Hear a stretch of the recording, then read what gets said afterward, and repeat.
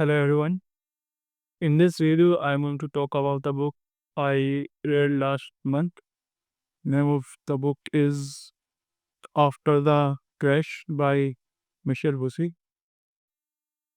And as there is on the title, there is a crash, aeroplane crash, and everyone dies. But there is a 3-month-old girl the rescue team find nearby the plane. And now two families claim that the girl is their granddaughter.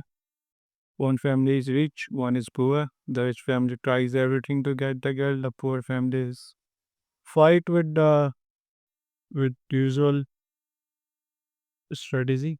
They get the emotion and media and everyone involved. They play by the PR. They attack the rich person, while the rich person try to buy the judge, try to buy the poor family and say like, okay, hey, give me the girl, I will give the girl a better upbringing.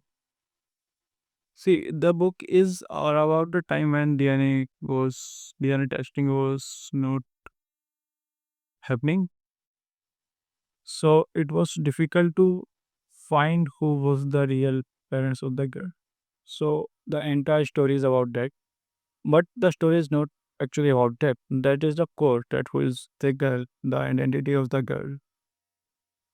The story starts with the detective. The detective is hired by the witch family like 20-22 years when the case was active, and the task for the detective is to keep digging until there is a very concrete conclusion, until there is something really, really, really solid that can tell the true identity of the girl, because the judgment of the court is one thing, but to have a clarity on the matter is another, because there is no solid proof. So the court was inclined to to give the custody of the daughter to the poor family because they had more support from the society, and by giving the girl to the rich family they could have become the target of media, and it's kind of like the give the signal that court is bought by the rich family. So they had to avoid that, so they gave the custody to the poor family while the judgment was uploaded, but there was no actual proof of the true identity of the girl. So the rich family hired the detective and gave him so much money and everything. Okay, just keep digging, just doing your work. It is not necessary you find anything, but just look, keep looking. And the story start with the detective finding the truth, and he create a report and he shares the report with the girl. And the next day the girl read it and the girl gave the report to her brother and lover. See, I will come to it later. So the brother is reading it, but the girl runs away.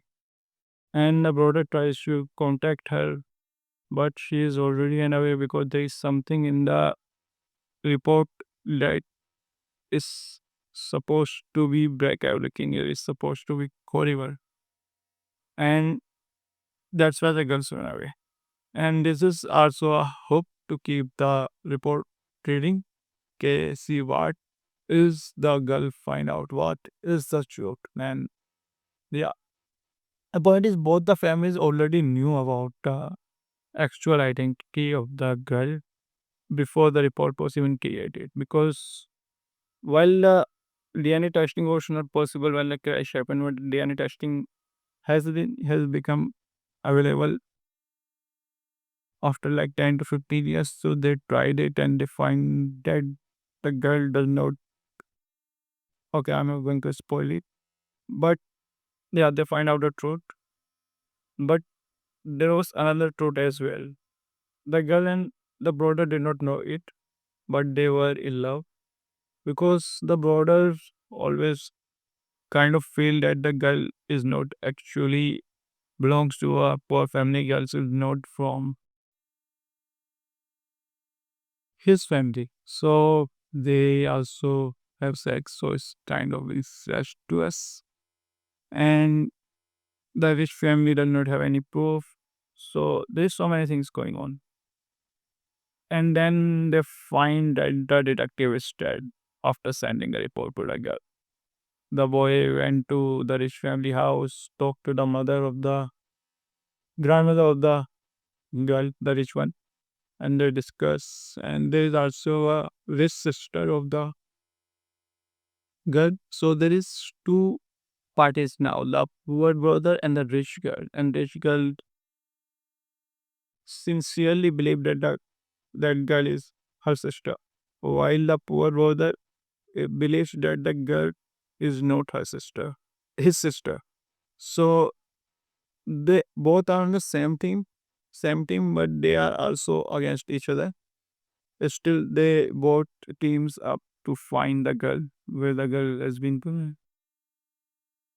And in the end, we find the identity of the girl. So it is a very nice mystery.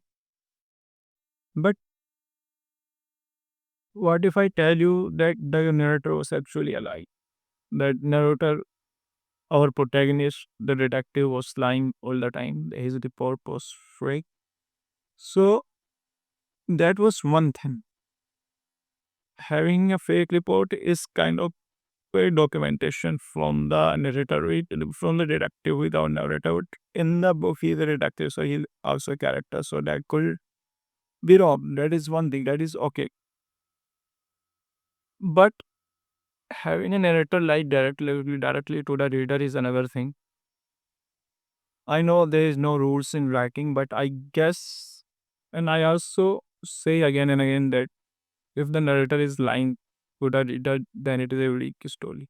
Then I mean, if the author has to rely on lying to create a mystery, to create a suspense, then how good the writer is. But again, Agatha Christie has done it, Stephen King has done it, Richard Hawkins, Dean Pons, John Grisham, Sidney Sheldon, and so many writer has done it. They created fake